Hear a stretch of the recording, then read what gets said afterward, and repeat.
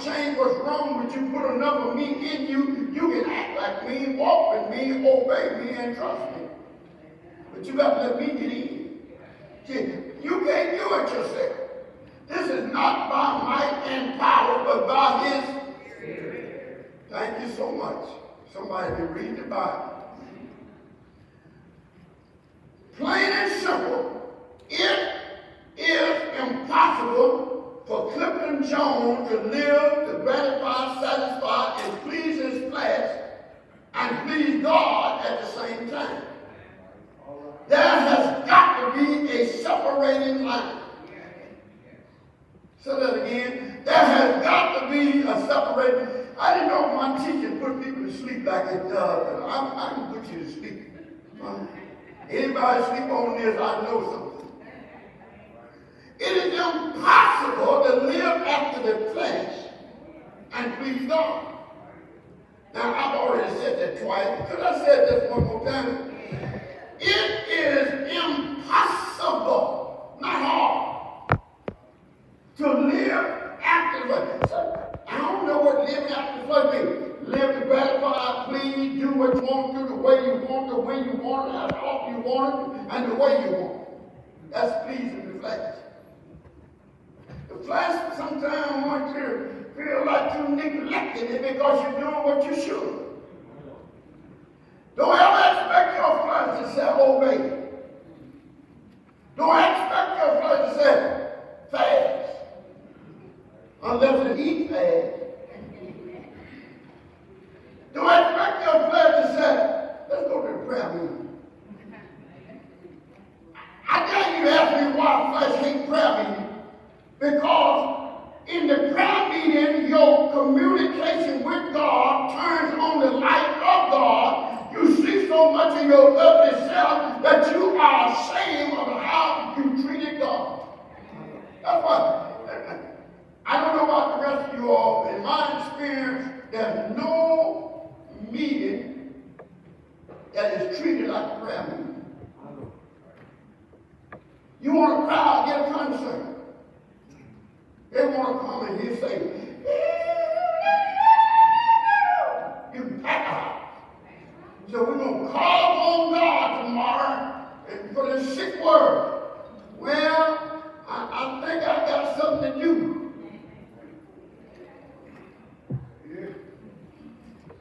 I don't see on me spending time in prayer. I could be just doing something else. I strike that you didn't need that. I don't know why I brought it. Jesus told some of us what is required to follow him. In St. Matthew chapter 16, verse 24, if any man will come after me, let him, not make him, deny himself. And take this to the bank. Deny does not mean you don't want it. Deny does not mean you can't get it. Deny does not mean you would not enjoy it. Deny means I want it, can get it, and will thoroughly enjoy it, but for the sake of my eternal soul, I'm going to leave it alone. And that's denial. A conscious decision made in the best interest of your eternal soul. That's what denial is. And don't tell anybody I told you this. The generation we live in is so undisciplined. And one of the things that back up what I just said, I don't care how small a town there, you can find several fast food joints. See, we cannot wait very long on anything. Now, the three of us right now would be saved if God had come the day he's filled with the Holy Ghost. But he didn't come that day. It gave us time to change our mind.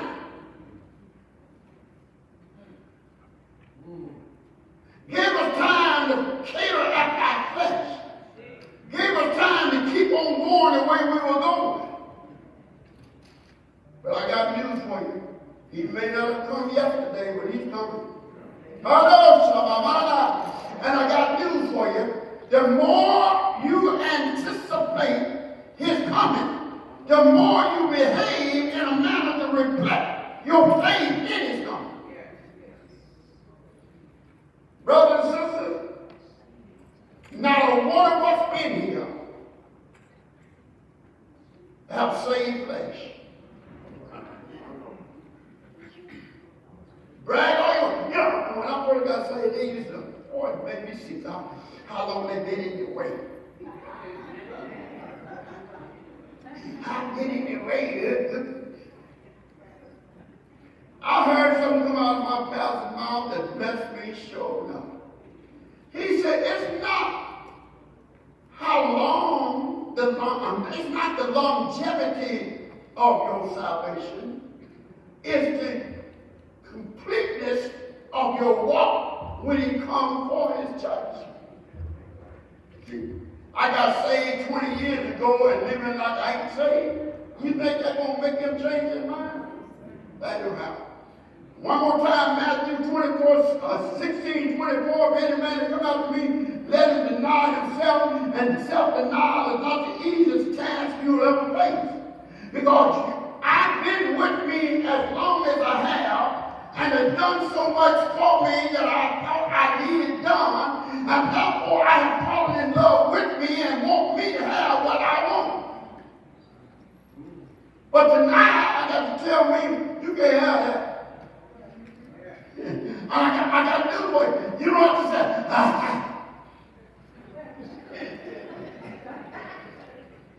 Just tell your flesh, I ain't about to spend my eternity in hell with a devil that hates me just because you want something you shouldn't have. That's denied. That's denied. Listen, and I'm going to tell you all something else hard to deny. Those of us that love to talk, there's a time we need to shut up. Zip your lips. Put a bridle on your tongue. Put your brakes on. Just shut up. You remember, I would imagine most of you heard this story. The woman that had a sort of retarded boy. And she said, now, when we go over yonder, you keep your mouth shut so they won't know you're crazy.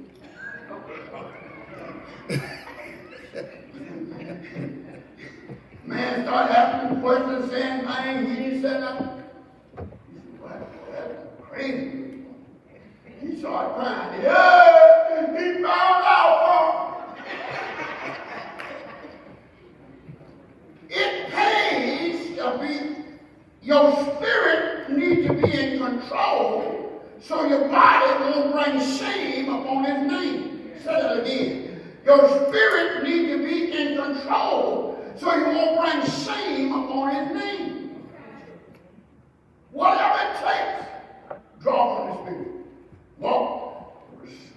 Galatians chapter 5, verse 16. This I say then, walk in the spirit. And that doesn't mean like, I heard it 50, 60 years ago, that meant walk around every time. They thought I was walking in the spirit. Walking in the spirit is walking under the influence of the Spirit of God, directed by the Word of God, reflecting the nature of God. That's walking in the spirit. Now, the average one of us do not need to pray and fast a week to discern the behavior of flesh.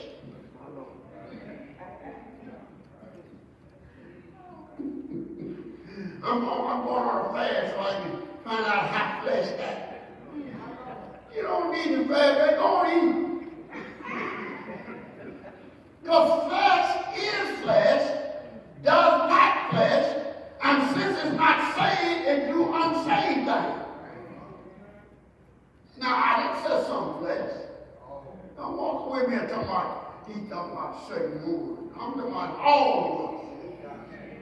If Adam, a perfect man, can make a blunder, what about those of us contaminated from day one.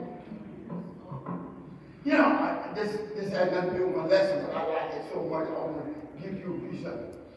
One of the things that reveals the greatness of God is the willingness of God to move inside of rats, leave them in the cheese factory, and expect them not to eat cheese.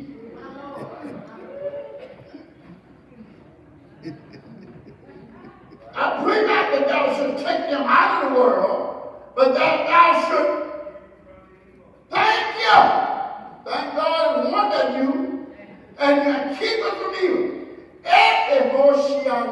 Every moment you go without sinning, knowing it is a sign of God's Spirit working in you.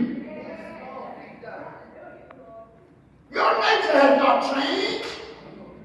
It is your spirit that has been enlightened, that has taken control in the house to tell your flesh you can't do that. When God means so much to us, we do not want to do anything to get him separated from us. That's a sign we're walking in the Spirit. I'm telling you right now, you can't live a successful holy life with a doubting new spirit.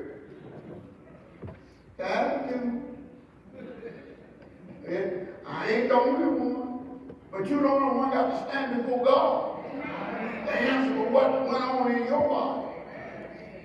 and I can tell you right now, he's not going to ask you what did Jones do. Not that your name is Jones. All right. Along with what Jesus said, if any man will come out and let him deny himself, Paul added his twist to it in 1 Corinthians chapter 9 and verse number 27. He said, but I keep under my body. And what do you mean by that? I keep my body under control. See, when you think about the only soul you have live in a body that will do things that jeopardize your relationship with God, that will make you watch yourself a little bit closer. Other folk cannot damage you as bad as you can damage yourself. And nobody can knock the God out of you, but you sure can lay it aside.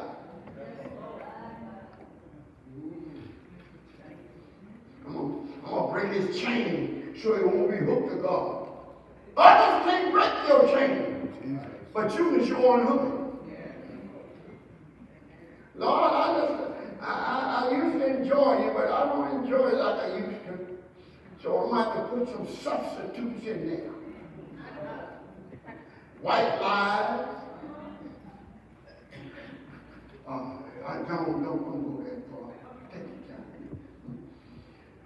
It takes genuine discipline to control these bodies. I want to God that we talk discipline more often worldwide. What is discipline? Discipline is the ability to stay on course until you reach your goal. Discipline is the glue that keeps you from slipping off track. Discipline is the ability to keep you focused. What is the advantage in knowing what you should do but not willing to do? Well, I know I ought to pray. What pray? I know I ought to fast. Slow down and fast. I didn't want to say eat fast.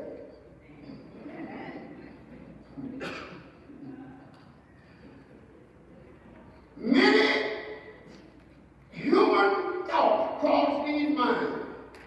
It takes discipline to dismiss them.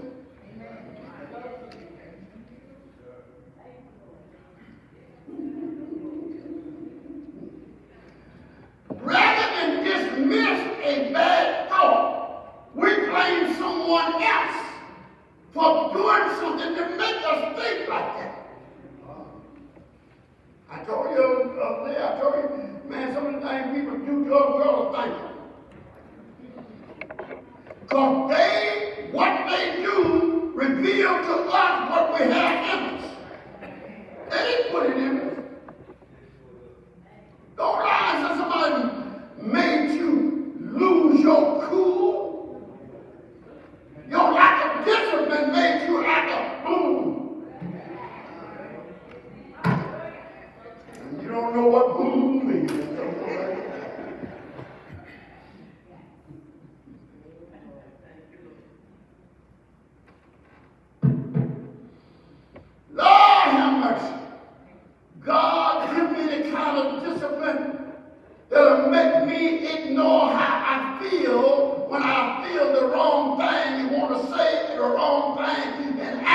wrong way and go to where I shouldn't go and be where I shouldn't be. God, give me discipline. Help me to put my brakes on. Help me to tell my flesh, others may, but you can't.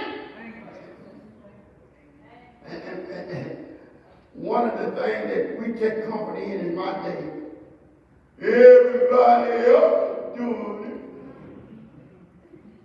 Can I melt a little bit, just a little bit? Now, you all see the styles today. Some of them so ridiculous. I looked at the one Saturday. Here, hot as it was in Atlanta, Georgia, here's a turkey got one of them hooded things on that you wear in the wintertime. But that's popular. That's cool. I said to myself, and you preachers, deacons, and all that lost your razor is because beards are popular. You look like a hairy one. Now, I want to know this. When the style come out, men, when you let your penis hang out with a ribbon on it, you going to join them then? Please. What about you, ladies? You going to put a hole in your dress so they can see through the window? See, we think this world's out of control, brother. The church don't have any need to follow this sick word. We need to be holy.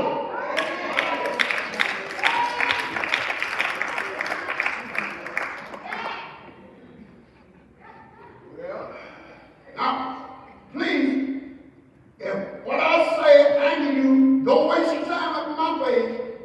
Because there's nothing you say will change the way I think. I'm a narrow-minded person. I live in a box. Thank you. Let me move on. It takes genuine discipline to tell your flesh what it cannot do. Especially when everybody around you seems to be doing what you want to do. Brothers and sisters, people bring the worst out of us. That's why the Bible told you in 1 Corinthians 15 and 35 or 34, be not deceived, for evil communication corrupts good manners. You can hang around evil so long, evil don't seem to be evil before you know it, you're doing evil. And all you women that wear something look like man pants or wear something like that, Deuteronomy 22:5 is still in the Bible. If it pertains to a man, leave it alone. If it resembles some a man, well, leave it alone. I don't care if you can speak in tongues and alligator's mouth.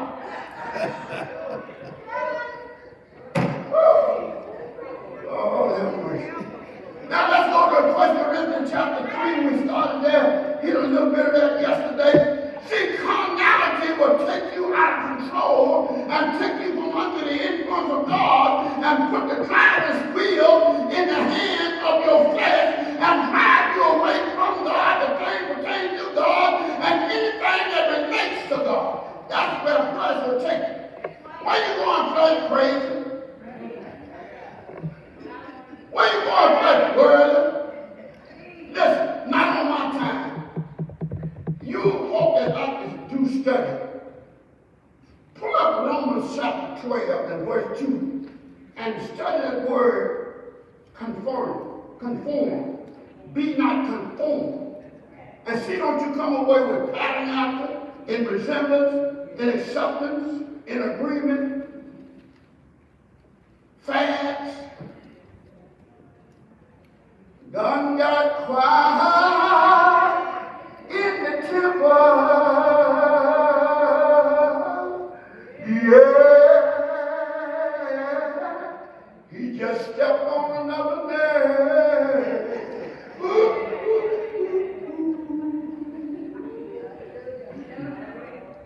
Lord have mercy. 1 Corinthians chapter number 3, verses 1, 2, 3, 4. Paul said, I had another message, but I couldn't preach it. You wasn't in the spirit spiritual condition to receive. You were too carnal to appreciate it. I'm going to tell you all something. The more carnal you are, the less likely you are to want to hear the naked truth. A carnal-minded person considers the naked truth as picking on him or her. You think God don't have anything to do with pick on you? Whatever I said earlier, got it quiet in here. I got it quiet enough to hear a rat licking ice. See, carnality is a T-H-I-E-F. It is an R-O-B-B-E-R. It is a distractor. It is a sinkhole where you get farther than you ever want to be. All right, come on, Paul, help us out. 1 Corinthians chapter number 3, verse number 1, our brethren. I want you to look at this text real close. Our brethren could not speak unto you as of the spiritual. Isn't that telling you something? I came here with a message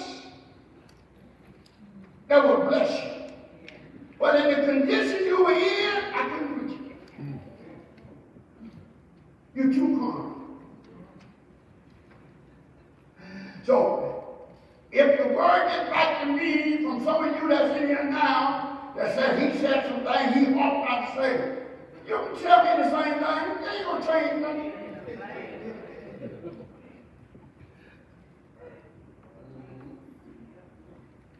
See, I don't have believe what I believe. I believe it.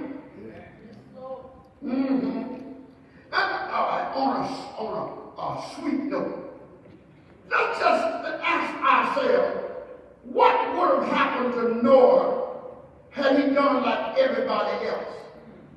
That's correct. He would have drowned. Because they were so busy playing while he was building. He built so he could escape the flood. They played because they didn't believe it would be a flood.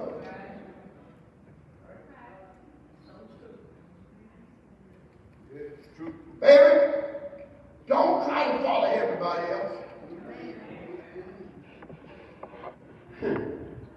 And sure not going to follow me if I don't know where I'm going.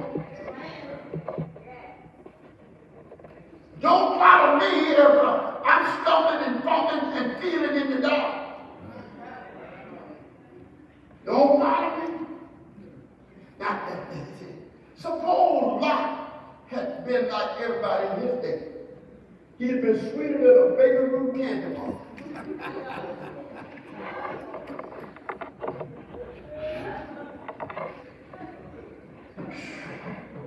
All right, Bishop Fonda.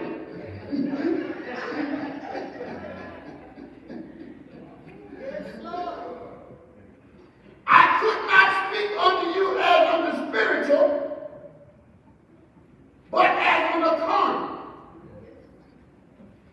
Now, this is before some of you all probably thought about coming to church. Back in the early days, the style that seemed to have been most popular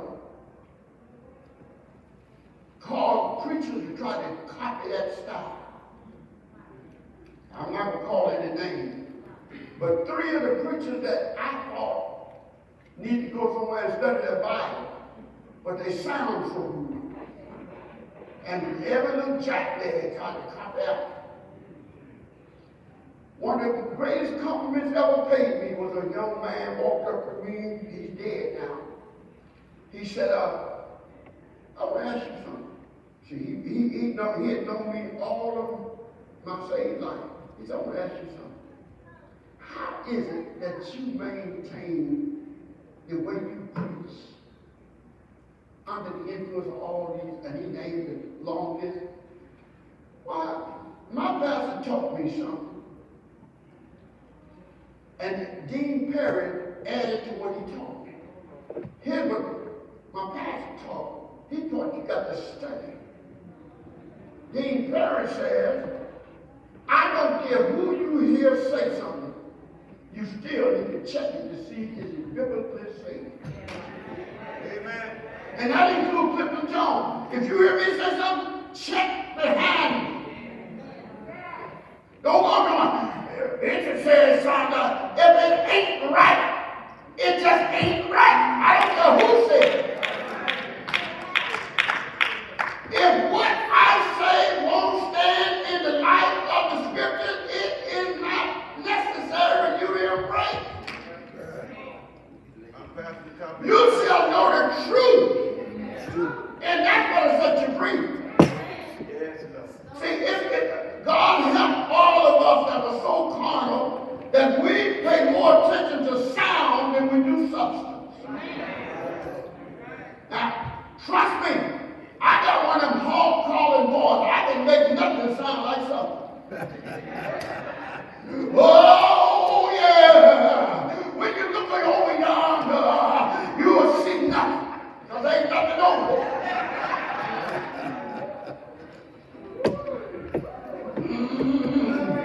Oh, yeah. Well, Monday, I was walking down the road. Yeah, I heard a voice saying, son of man, come on up here. I ain't saying nothing, brother.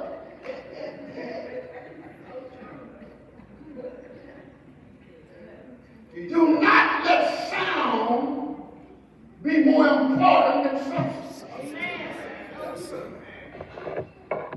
God has no obligation to enlighten you with my sound. But when I speak his word, then he has the responsibility of opening your understanding.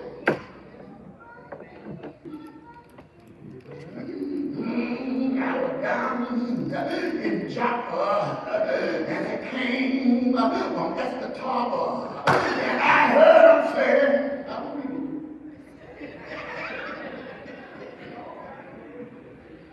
So much for that. 1 Corinthians chapter 3, verse number 1 more time.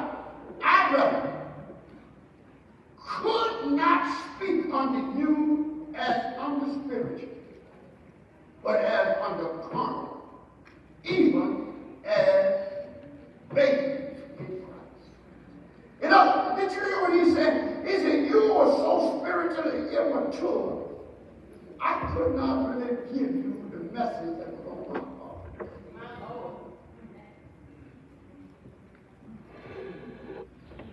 Some of us need to tap it open so long until you piece of meat there, we turn it down.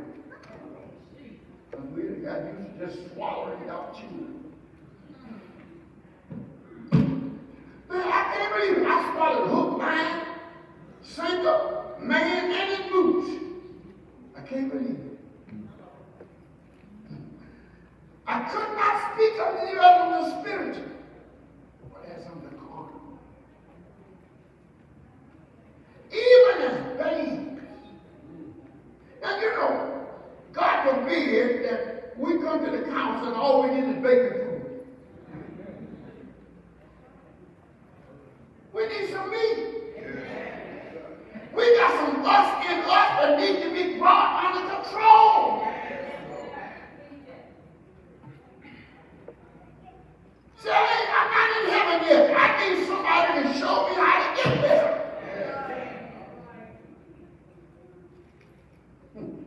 Verse number 2, I have fed you with milk and not with meat. For hitherto you were not able to bear it, neither yet are you able. This is an admission that a carnal environment will not attract meeting preaching. Got to bring them up. Verse number 4, he gives you some signs.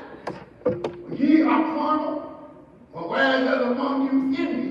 Oh, that's an ugly thing. Envy, strife, division. Are you not carnal and walk like me?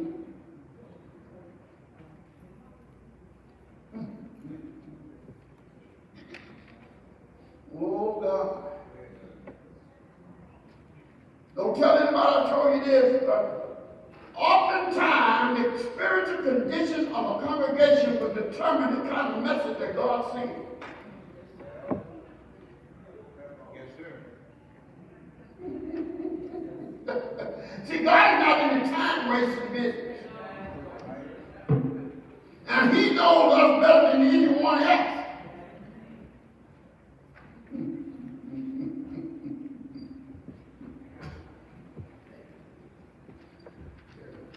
In this fleshly-driven world, the soul is often neglected. Oh, by the way, I started from the 12th chapter of the book of St. Luke, verses 16, 17, 18, 19, 20, and 21, but you don't have to go, you can pick that up and get home. And the subject that I'm dealing with is life's longest lasting mistake. And the conclusion is lose your soul. The loss of your soul is the longest lasting mistake you'll ever make. I just said correct. Now this is the situation correcting fluid won't work. Get it right now. If you wonder your condition, anybody here wonder what you carnal now? I can tell you how to help yourself to find out what you really carnal or not. Let these things on the side of your head listen to what come out of your mouth.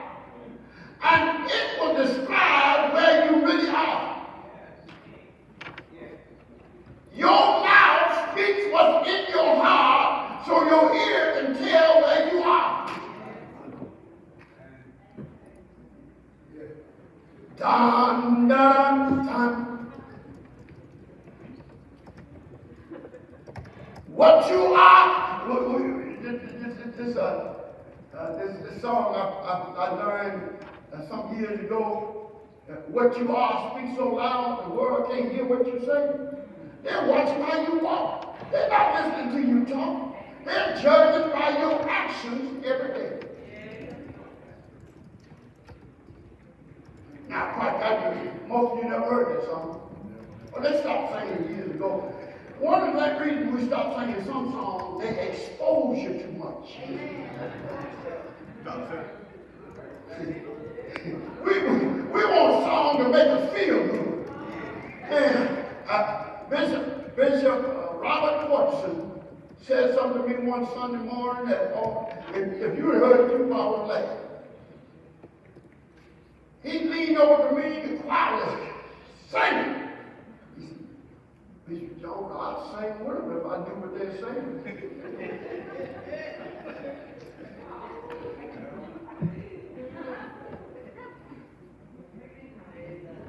Brothers and sisters, whether you know it or not, your mouth is the best indicator of what's in your heart. For what's in your heart usually come out of your mouth. And there's no need of blaming somebody else for what comes out of you.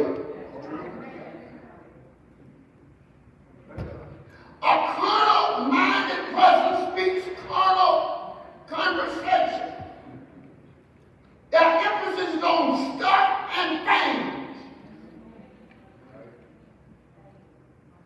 You'll never catch a spiritual-minded person talking about anything other than that which relates to your eternal soul. They're trying to help you. I was sharing with someone, that might have been my phone, I talk so much. When that writer in Psalm said, soul, why art thou cast down? We should have got something out of that. This man's soul is so uncomfortable with the behavior of his body, it has become disenchanted. And when your soul is not sparkling like it should, you ought to be the first one to ask yourself, what's the matter? What did I say? What did I do? How was I acting? Soul don't fold the tent and bow their head for nothing. Soul heard my mouth talking what jeopardized its relationship with God, and soul says, shame on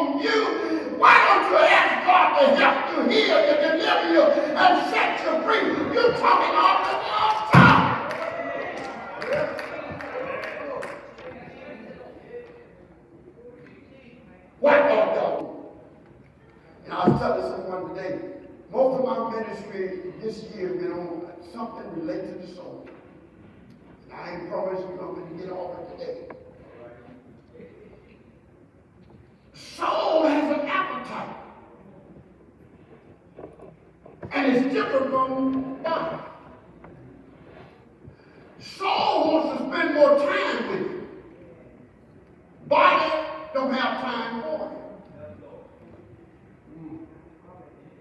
Soul wants to wait before God.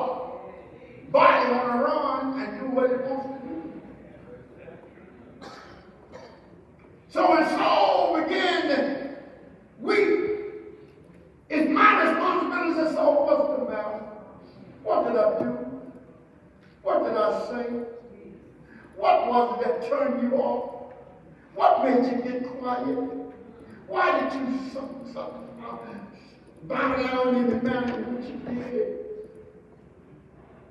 I'm sorry I neglected you. I'm going to go back to him. Somebody that don't mind standing and reading, I want you to read in the hearing of this audience from Psalms 16, verse 11. And it's coming up again, I'm going to tell you right now. First one by that, jump up and down. All right, thank you. Thou wilt show me the path of life. Thou dost show me the path of life. Read. In thy presence. You hear that? You get that? In thy presence is what? Fullness of joy. Read on. At thy right hand. At your right hand. There are pleasures forevermore. See, the body is looking for pleasure. So is the soul. The body is looking here and there above the yes, sir. The soul is looking to God.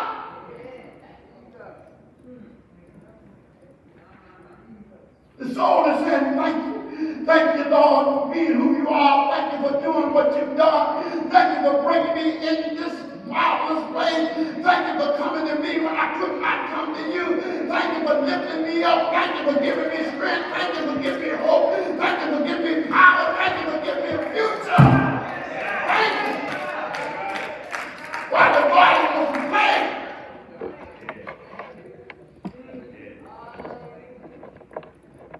The body want to get fat, full, and forgetful. The soul want to get closer to him. For in his presence, and may I say this, God is not hiding from any voice.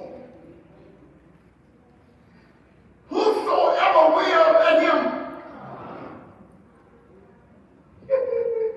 I dare you to look at you, don't like what you see in you, and take you to him and ask him to help you.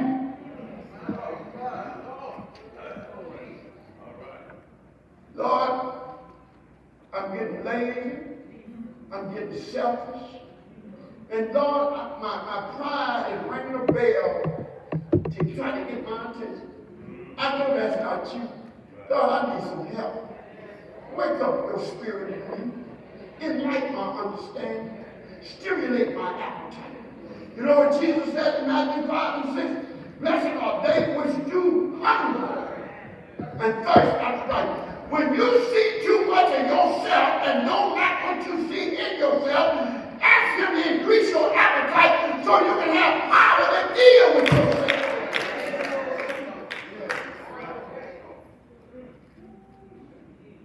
No, Lord, I'm getting out of control, Lord. My temper getting hot real quick. My tongue getting long.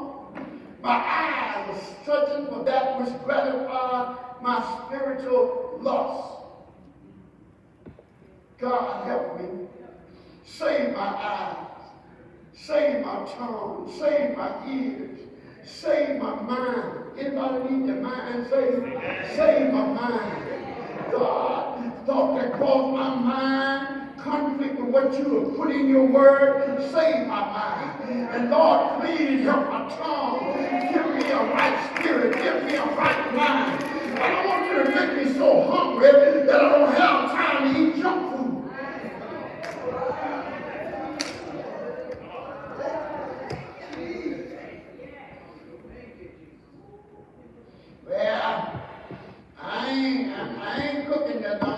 some big leftover, and what's leftover bag potato chips, candy bar. Please. Red heaven! So, feed me, feed me. And one thing I love about God, the more you go after him, the more you want of him, the closer you get to him, and the better able you are to walk before him.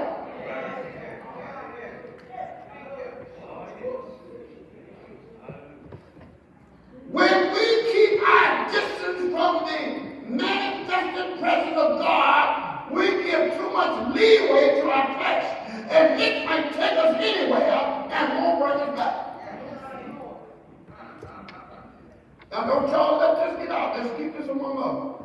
Church folks are doing things today that folks used to wouldn't do in the attic.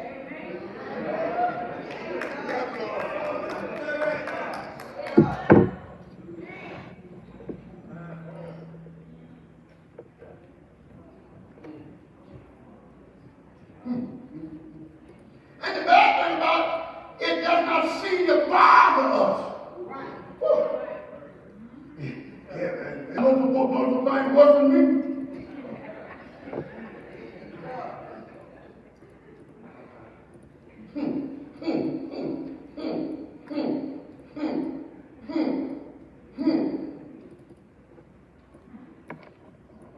I showed somebody think I'm talking about them. Or they'll show me right.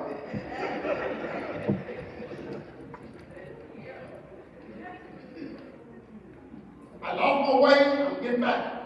Nothing reveals my condition more than my mouth. If a thing is in my heart, it is generally known to come out of my mouth. Train your ears and listen to your mouth so you can see where you really are.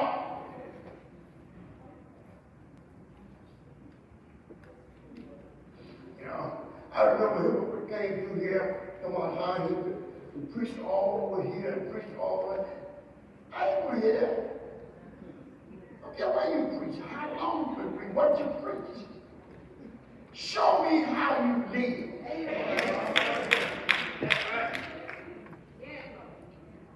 Because, see, some of us are so carnal, we don't know the difference between spiritual and talent.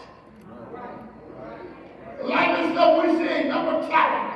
There's nothing spiritual about it. Just talent. Has the ability to do things a great manner. Not necessarily spiritual.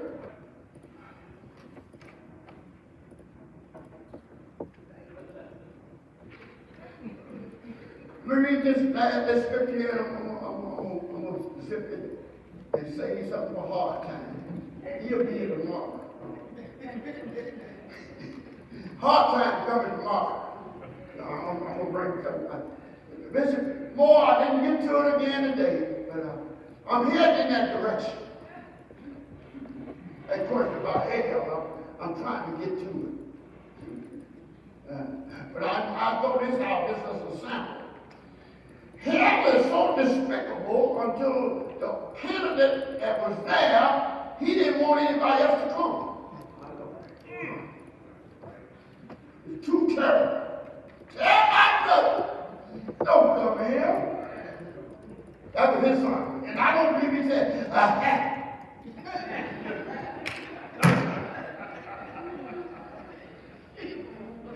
The scripture I want you to look at now is St. Luke chapter 6 to verify what I said about your mouth being an indicator to locate your condition.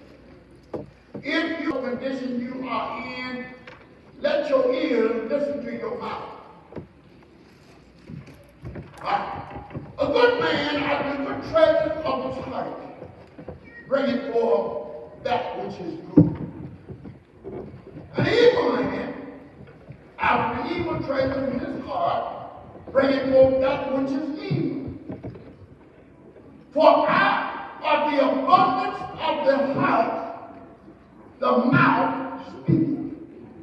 I didn't write this for you. So don't blame me. Don't blame me for saying your mouth is the indicator of your heart's condition. For it would not come out of your mouth if it was not in your heart.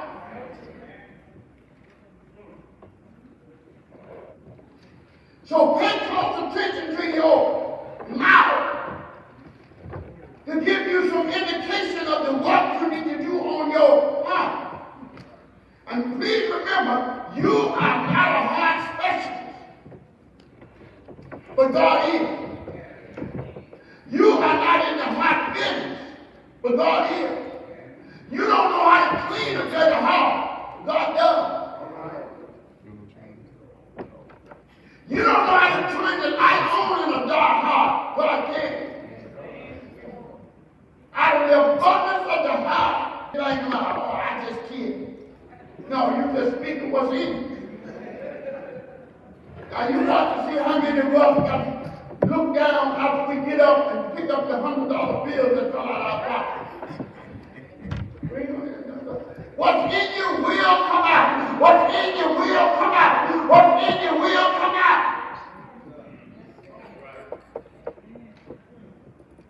And there's no need of blaming somebody else for what is found in me. Any married folks here don't raise their hand. Of course you ain't.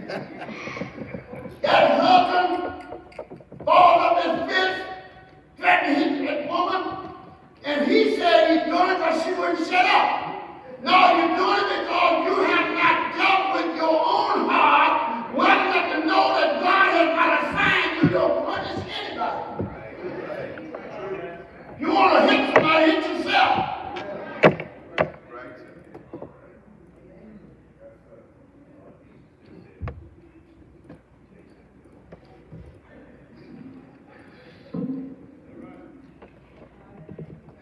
Hallelujah. See, some of us think we can turn people off and do what we want to, and it's over. All you're doing, sweetheart, is showing what's in your heart. It didn't, and guess what? It didn't slip in you. It started growing, and you didn't try to kill it. It's been mighty quiet over here. Y'all can't hear me.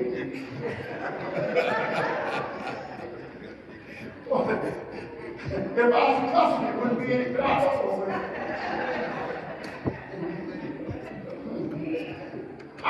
Any question wasn't clear enough, you don't understand what I said.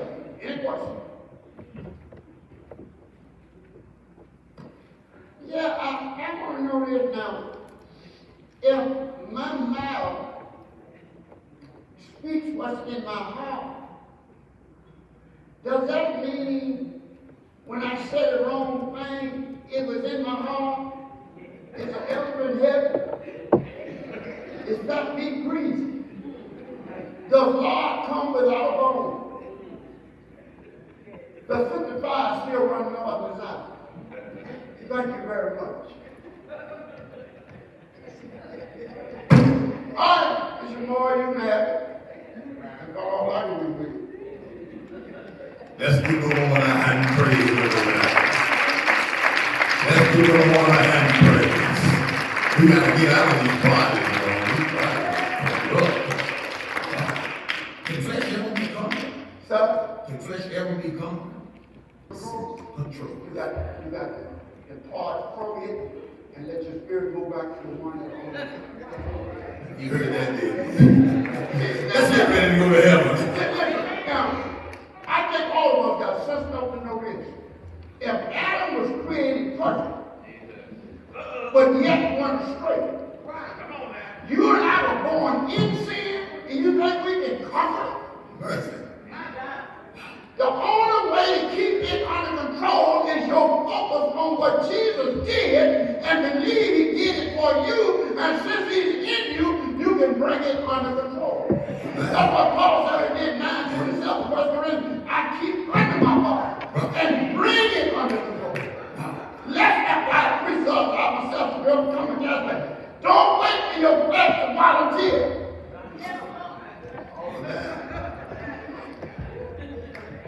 Well, I'm here, I ain't gonna lie no more. I'm gonna stop giving people for the peace of my mind. I'm going to stop giving tips to nobody's time.